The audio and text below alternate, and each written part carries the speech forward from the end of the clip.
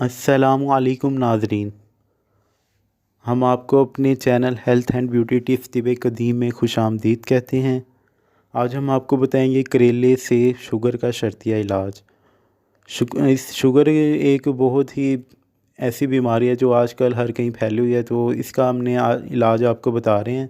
तो बहुत ही कदीम इसका इलाज है। तो इसमें आपने क्या करना है कि आपने करेले लेने हैं, ठीक है, 1 किलो करेले को आपने सुखा लेना है और उसका पाउडर बना लेना है। उसको आपने सुबह निहार मुँह पानी के साथ चौथाई चम्मच लेना है। पानी के साथ चौथाई चम्मच आपने डेली सुबह इस्तेमाल करना है उसको।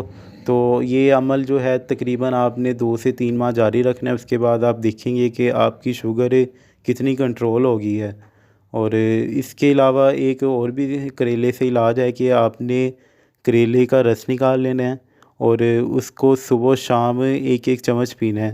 तो उससे भी आप देखेंगे कि आपकी शुगर बिल्कुल कंट्रोल हो गई है।